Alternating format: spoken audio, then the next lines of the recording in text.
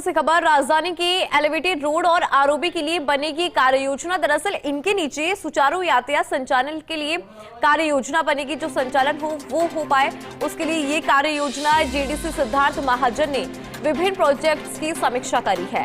समीक्षा के दौरान उन्होंने अभियंताओं को इस बारे में निर्देश भी दे दिए। उन्होंने कहा कि एलिवेटेड रोड और आरओबी के ऊपर तो है निर्बाध यातायात, इनके ऊपर गुजर रही हैं 70 से 80% वाहन, लेकिन इनके नीचे कम ट्रैफिक के बावजूद भी ट्रैफिक सिग्नल इनके चलते वाहनों के आवागमन में हो रही है अनावश्यक रुकावट। ऐसे में यातायात के सुचारू संचालन के लिए बने ऐसी कार्य योजना जिसके तहत इन स्थानों पर सिग्नल के बजाय बनाए जाए रोटरी निर्माण की फिजिबिलिटी तलाशते हुए बनाई जाए कार्य योजना।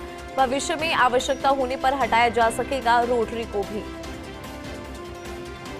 और ज्यादा जानकारी के साथ एसोसिएट एडिटर अभिषेक श्रीवास्तव जी जुड़ गए हैं। अभिषेक जी, क्या अपडेट आपके पास इस पूरे मामले में? देखिए, जेडी आयुक्त सिद्धार्थ महाजन ने आज बजट घोषणाएं हैं, उन बजट घोषणाओं के तहत जो प्रोजेक्ट्स अभी मौजूदा चल रहे हैं उनको लेकर उनकी प्रगति की समीक्षा की। उसमें सालिग्रामपुरा रेलवे आरओबी, सीबीआई फाटक आरओबी, इसके अलावा जो गोपालपुर बाईपास पे एलिवेटेड रोड है उसका उन्होंने प्रगति की समीक्षा की।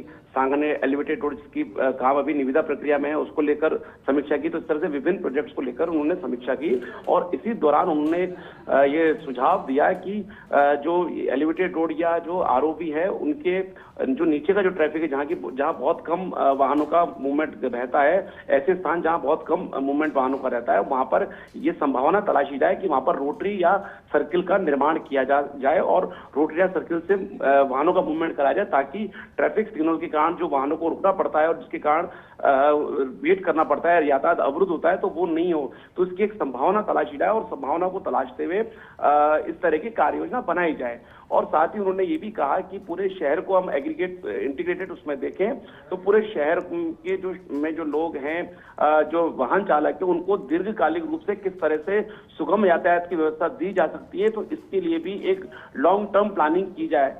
जेडीएस स्तर पर एक लॉन्ग टर्म प्लानिंग किया जाए और उस लॉन्ग टर्म प्लानिंग को चरणबद्ध रूप से लागू किया जाए। हालांकि पिछले दिनों आपने जेडीए की ओर से कॉम्प्रिहेंसिव मोबिलिटी प्लान का ड्राफ्ट भी तैयार किया गया था, जो कि वर्ष 2039 तक की आवश्यकता के अनुसार उसको बनाया गया था। वर्ष 2039 तक जो काम किए जा रहे हैं उसके बारे में एक कॉम्प्रिहेंसिव मोबिलिटी प्लान का ड्राफ्ट तैयार किया गया था, उसको फाइनल किया जाना है। तो आज जिस तरह से मंथन किया गया जयपुर शहर की ट्रैफिक व्यवस्था को लेकर और विभिन्न प्रोजेक्ट्स को लेकर, इसके अलावा जो अभी नया बजट राज्य सरकार की ओर से आगामी वित्तीय वर्ष के लिए पेश किया जाना है, तो उस बजट के लिए क्या जेडी की तरफ से प्रपोजल जा सकते हैं, उसको लेकर भी चर्चा की गई।